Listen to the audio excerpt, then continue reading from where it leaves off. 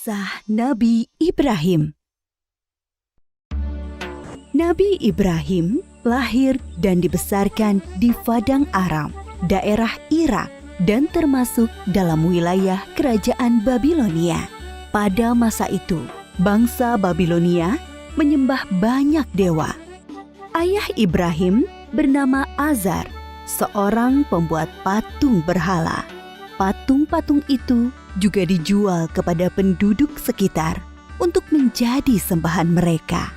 Allah memberi Ibrahim pikiran yang cerdas dan kritis, serta keberanian yang besar. Dia mengilhamkan pemahaman kepada Ibrahim bahwa menyembah patung-patung itu adalah kesesatan yang nyata. Ibrahim bertanya dalam hati, "Ayah, mengapa ayah menjadikan patung-patung itu sebagai Tuhan? Bukankah ayah yang membuatnya? Bukankah patung-patung itu tidak bisa mendengar doa-doa kita?" Dia berpikir keras, siapakah sebenarnya Tuhan yang pantas dipuja, dimintai pertolongan dan perlindungan? Allah membimbing Ibrahim untuk memahami Tuhan yang sebenarnya. Mula-mula, Allah memperlihatkan langit yang penuh bintang bercahaya di malam yang gelap. Ibrahim berkata, "Sungguh indah, inilah Tuhanku." Ketika pagi tiba, langit menjadi terang. Bintang-bintang itu pun menghilang. Oh, bintangnya hilang. Aku tidak suka Tuhan yang menghilang. Itu bukan Tuhan. Pada malam yang lain, Ibrahim melihat bulan terbit sangat menawan. Wah, sungguh indah. Ini dia Tuhanku. Ketika pagi tiba, bulan itu tenggelam. Ternyata yang ini juga tenggelam. Ini juga bukan Tuhan. Oh, manakah Tuhan yang sebenarnya? Kalau Dia tidak memberi petunjuk kepadaku, pasti aku juga sesat seperti kaumku. Di kesempatan lain, Ibrahim melihat matahari terbit. Sinarnya terang memukau. Ini dia Tuhanku, Dia yang paling besar. Tetapi di senja hari, matahari akhirnya tenggelam. Taulah dia, matahari pun bukan Tuhan. Wahai kaumku, aku tidak mau menyembah Tuhan-Tuhanmu itu.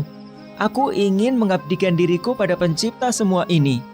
Dia berusaha membuka pikiran kaumnya atas kesesatan mereka selama ini. Paman, patung-patung apa ini? Mengapa semua menyembahnya? Dari dulu leluhur kita menyembah Tuhan-Tuhan ini. Iya benar, bapak-bapak kita pun menyembah semua ini. Kalau begitu, kalian dan bapak-bapak kalian salah besar. Hah? Kamu ini ngomong sungguh-sungguh atau bercanda? Sebenarnya, Tuhan kita adalah pencipta langit dan bumi. Dasar anak muda ngelantur. Ibrahim bersumpah dalam hati akan menghancurkan patung-patung berhala itu untuk membuktikan kesalahan mereka. Suatu hari, ada perayaan keagamaan kaum Ibrahim.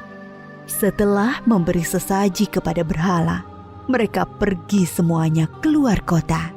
Ibrahim tidak mau ikut rombongan itu.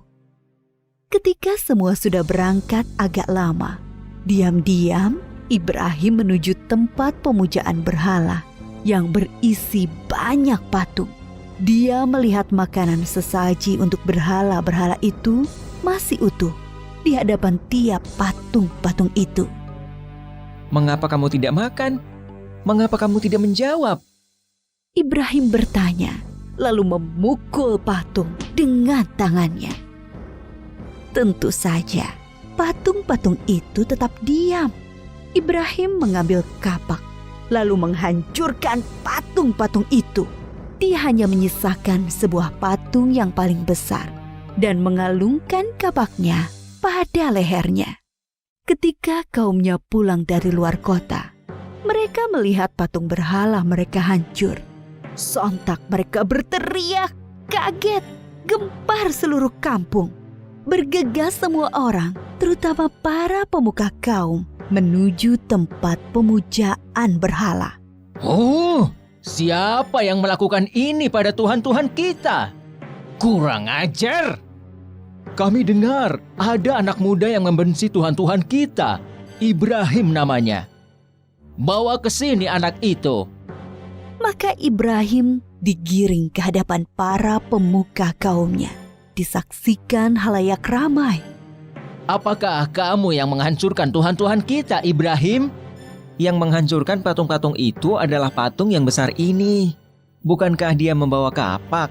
Tanya saja dia kalau bisa menjawab. Orang-orang yang mendengar jawaban Ibrahim pun tersadar. Merekalah yang keliru dengan menyembah patung-patung itu. Tapi kekafiran yang sudah mendarah daging membuat mereka memutarbalikkan kebenaran. Tentu di sini ada campur tangan setan. Kamu kan tahu, dia tidak bisa bicara, apalagi bergerak menghancurkan patung lain. Berarti kamulah yang melakukannya. Jadi, mengapa kalian menyembah patung yang tidak bisa berbuat apa-apa? Melindungi dirinya sendiri saja tidak bisa, apalagi melindungi kalian. Pemuka-pemuka kaum Ibrahim berunding untuk menghukumnya. Beberapa orang mengusulkan untuk membakar Ibrahim hidup-hidup. Maka penguasa waktu itu, Raja Namrud, memerintahkan untuk membuat bangunan tempat pembakaran Ibrahim di tengah lapang agar bisa disaksikan orang banyak. Ibrahim diikat lalu dilemparkan ke dalam api. Api menyala berkobar sangat panas. Allah berfirman, "Hai api, dinginlah dan menjadi keselamatan bagi Ibrahim." Maka ketika kobaran api yang dahsyat telah padam, keluarlah Ibrahim dengan segar bugar, tidak terbakar sedikit pun. Bahkan pakaiannya juga utuh, hanya tali pengikatnya yang musnah terbakar. Ketika sudah diangkat oleh Allah menjadi Rasul, Nabi Ibrahim dengan giat dan sabar mendakwahkan ajaran Allah. Bangsa Babilonia waktu itu menyembah dewa-dewa. Raja mereka, Raja Namrud, dipercaya sebagai keturunan dewa. Namrud adalah seorang yang cerdas dan kuat kepemimpinannya. Semua itu membuat dia takabur dan berlaku kejam. Dia menganggap dirinya sebagai Tuhan yang harus disembah. Mendengar dakwah Nabi Ibrahim, Raja Namrud mengundang beliau ke istana. Tentu tujuannya untuk menghentikan dan menghukum Nabi Ibrahim. Kemudian Raja Namrud dan Nabi Ibrahim berdebat tentang Tuhan yang patut disembah. Siapakah yang kau anggap Tuhanmu itu, Ibrahim? Apa kekuasaannya? Tuhanku adalah yang menghidupkan dan mematikan. Aku juga menghidupkan dan mematikan.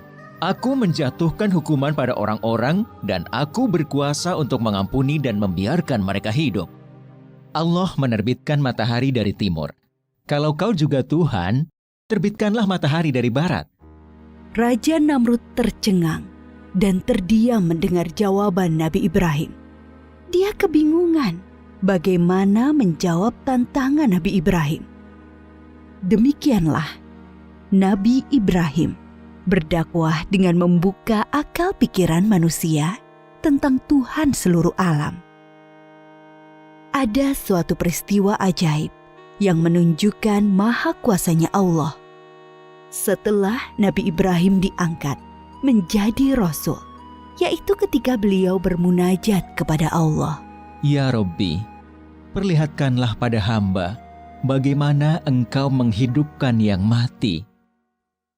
Allah Subhanahu wa Ta'ala berfirman, "Belum percayakah engkau pada kekuasaanku?" Hamba percaya, tapi hamba ingin hati hamba yakin. Kemudian Allah Subhanahu wa Ta'ala berfirman, "Ambillah 4 ekor burung, lalu potong-potonglah mereka. lalu lemparkan di atas tiap satu bukit, satu bagian. Kemudian, panggillah mereka. Pasti mereka akan datang kepadamu dengan segera. Nabi Ibrahim melakukan yang diperintahkan Allah. Maka keimanannya bertambah mantap. Kepada bapaknya, Nabi Ibrahim tidak putus asa mengajak meninggalkan penyembahan berhala. Wahai ayahku, mengapa ayah menyembah sesuatu yang tidak bisa mendengar dan melihat, serta tidak dapat berbuat apa-apa untuk menolongmu? Sesungguhnya Allah memberi aku ilmu. Ikutilah aku, wahai ayahku, jangan ikuti setan. Aku takut engkau akan ditimpa azab. Bencikah kau pada Tuhan-Tuhanku Ibrahim? Diam! Kalau tidak, kau akan aku rajam. Pergilah, tinggalkan aku. Selamat berpisah, ayah. Semoga keselamatan dilimpahkan kepadamu. Aku akan memohonkan ampunan dan hidayah untukmu. Nabi Ibrahim terus memohonkan ampunan Allah untuk Azar. Sampai kemudian jelas baginya bahwa Azar tidak mau beriman dan terus memusuhi Allah. Allah melarang memohonkan ampunan bagi orang-orang kafir. Setelah terbukti tidak ada yang beriman di antara kaumnya selain Lut, keponakan beliau dan sanak sepupu beliau yang menjadi istri beliau, Nabi Ibrahim hijrah meninggalkan kampung halamannya di Irak. Atas perintah Allah, beliau menuju Palestina atau Syam bersama istri dan keluarga Lut. Di Palestina, Nabi Ibrahim terus berdakwah kepada penduduk setempat. Sambutan penduduk Palestina terhadap dakwah beliau kurang bagus. Akhirnya muncul paceklik dan wabah penyakit di sana. Atas perintah Allah, Nabi Ibrahim dan Nabi Lut berpisah. Nabi Lut dan keluarganya menuju Sadum di Syam. Sedangkan Nabi Ibrahim bersama dengan Bunda Sarah menuju Mesir. Saat itu, Mesir diperintah oleh sang raja yang zalim, yang menyukai wanita-wanita cantik untuk dijadikan selir-selirnya. Tidak peduli wanita itu bersuami atau tidak. Bila wanita itu bersuami, maka suaminya akan dibunuh. Raja Mesir bermaksud buruk pada Bunda Sarah yang cantik. Maka Nabi Ibrahim berbohong bahwa beliau adalah saudara Sarah, supaya tidak dibunuh oleh raja. Allah menghalangi niat jahat sang raja. Raja mengembalikan Bunda Sarah kepada Nabi Ibrahim dan memberi hadiah seorang pelayan untuk Bunda Sarah. Pelayan istana itu seorang kulit hitam yang santun dan bernama Hajar. Nabi Ibrahim tinggal beberapa lama di Mesir. Dimanapun, Nabi Ibrahim selalu mendakwahkan pengabdian kepada Allah Subhanahu wa Ta'ala. Tetapi bumi Mesir ternyata juga bukan tempat yang baik untuk perkembangan dakwah.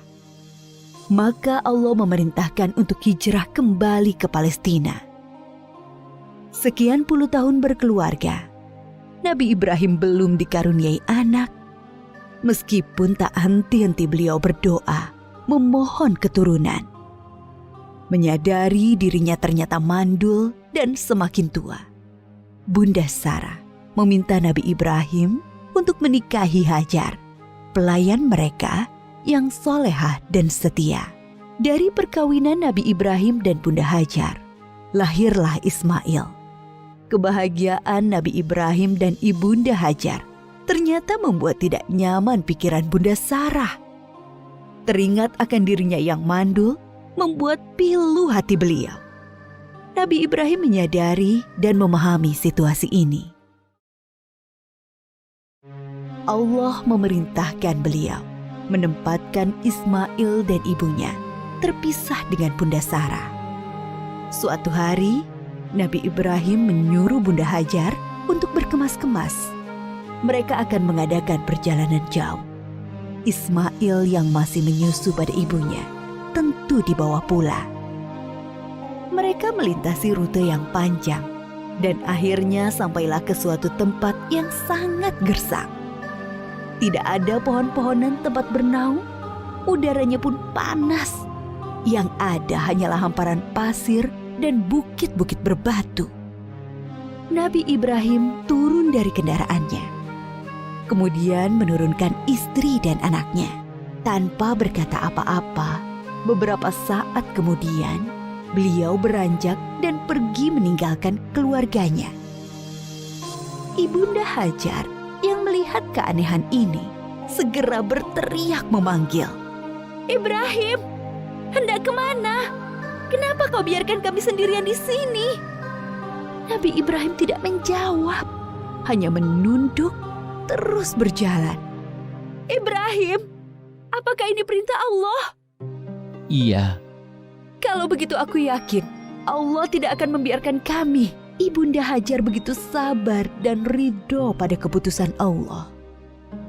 Nabi Ibrahim sebenarnya tidak tega meninggalkan keluarganya di tempat terpencil dan gersang itu.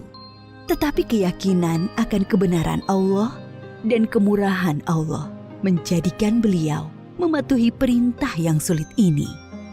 Dengan berlinang air mata, beliau berdoa sebelum kembali ke Palestina.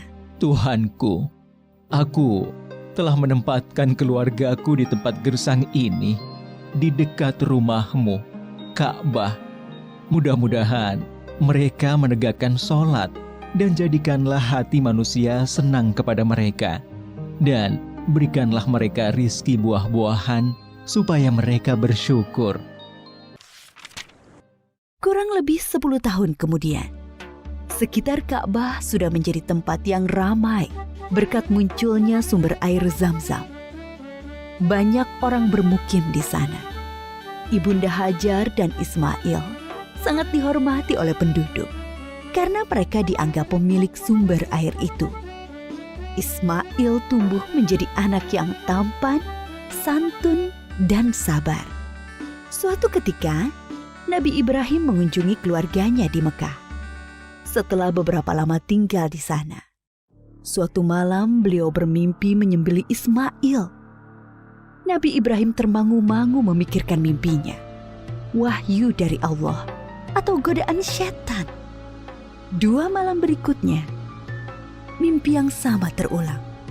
Maka pagi harinya, setelah mimpi yang ketiga, beliau yakin ini perintah Allah yang harus dilaksanakan walaupun terasa sangat berat di hati. Nabi Ibrahim bermusyawarah dengan keluarganya tentang mimpi itu. Anakku, aku melihat dalam mimpi, aku menyembelihmu. Pikirkan, apa pendapatmu? Ismail sangat memahami bahwa ayahnya adalah Nabi Allah. Mimpi para nabi adalah wahyu ilahi. Dengan mantap dia menjawab, Ayah, laksanakan perintah Allah. Insya Allah, aku akan sabar menerimanya. Bertambah rasa syukur Nabi Ibrahim. Bertambahlah kecintaan kepada anaknya.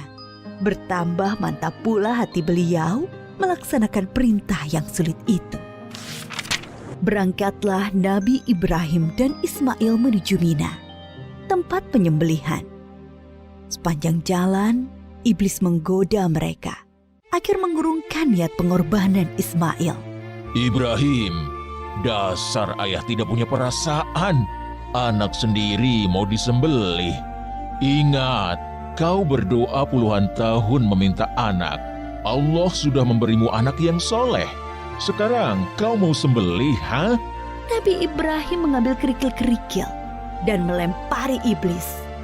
Beliau tidak bergeming dengan godaan-godaan itu. Hatinya dipenuhi keyakinan yang mantap kepada Allah. Begitu pula Ismail. Sampai di tempat penyembelihan, Nabi Ibrahim membaringkan Ismail, bersiap mengayunkan golok yang tajam ke leher anaknya. Lalu Allah berfirman, "Hai Ibrahim, engkau telah menaati perintahku. Ini adalah perintah yang sulit. Aku memberi balasan orang-orang yang berbuat baik." Allah mengganti Ismail dengan seekor domba yang besar. Itulah yang kemudian disembelih sebagai kurban, sedangkan Ismail tidak jadi disembelih. Peristiwa ketika Ibunda Hajar ditinggalkan sendirian bersama Ismail ketika masih bayi dan pengorbanan Ismail diabadikan dalam rangkaian ibadah haji kita. Peristiwa penting lain antara Nabi Ibrahim dan Ismail adalah ketika Allah memerintahkan mereka meninggikan bangunan Ka'bah. Pondasi Ka'bah sudah ada sebelum masa Nabi Ibrahim. Beliau dan Ismail hanyalah meninggikan temboknya. Ka'bah itu kemudian menjadi pusat ibadah sholat dan haji. Ketika tembok sudah tinggi, Nabi Ibrahim kesulitan membuatnya lebih tinggi lagi, di atas jangkauan tangannya. Maka beliau menjadikan sebuah batu sebagai pijakan kakinya. Pada batu pijakan itu membekas tapak kaki Nabi Ibrahim dan dinamakan Makom Ibrahim yang bisa disaksikan sampai saat ini. Ketika Ka'bah sudah jadi, Nabi Ibrahim berdoa untuk beliau dan Ismail dan anak keturunan mereka berdua. Antara lain, supaya diangkat Rasul dari keturunan mereka. Diangkatnya Muhammad SAW sebagai Rasulullah adalah jawaban atas doa Nabi Ibrahim. Nabi Muhammad SAW adalah keturunan Nabi Ismail. Suatu ketika, Nabi Ibrahim sedang berada di Palestina bersama Ibunda Sarah. Datanglah tamu asing, 3 orang laki-laki tampan yang tidak dikenal oleh Nabi Ibrahim. Nabi Ibrahim meminta Ibunda Sarah memasak sapi panggang untuk menjamu tamu-tamu itu. Nabi Ibrahim memang sangat menghormati tamu. Setelah hidangan siap, Nabi Ibrahim mempersilahkan tamu-tamunya makan. Tetapi para tamu itu sama sekali tidak menyentuh hidangan yang lezat itu. Timbul rasa takut dalam hati Nabi Ibrahim. Jangan takut, kami adalah malaikat utusan Allah. Kami tidak makan dan tidak minum. Kami membawa berita gembira. Allah akan mengaruniai kalian seorang anak yang sangat cerdas, yang mempunyai pengetahuan sangat dalam.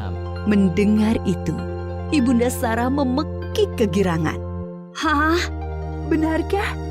Padahal aku seorang perempuan tua yang mandul. Adakah tugas kalian yang lain, wahai para malaikat? Sebenarnya kami diutus untuk menurunkan hukuman bagi penduduk Syadum karena mereka keterlaluan. Tapi di sana ada Lut dan orang-orang beriman. Siksa ini hanya mengenai orang-orang yang durhaka. Lut, keluarga serta pengikutnya akan selamat, kecuali seorang istrinya yang jahat. Dia turut binasa. Nabi Ibrahim dikaruniai keturunan di masa tuanya. Beliau sendiri dikaruniai umur panjang. Dari keturunan Nabi Ismail, kelak akan lahir Nabi Muhammad. Sedangkan dari keturunan Nabi Ishak, lahir nabi-nabi Bani Israel. Semua nabi yang ada dalam Al-Quran setelah Nabi Ibrahim adalah keturunan beliau. Maka Nabi Ibrahim disebut juga bapak para nabi. Nabi Ibrahim disebut juga sebagai bapak tauhid yang pertama mengajarkan bahwa Allah adalah Tuhan semesta alam.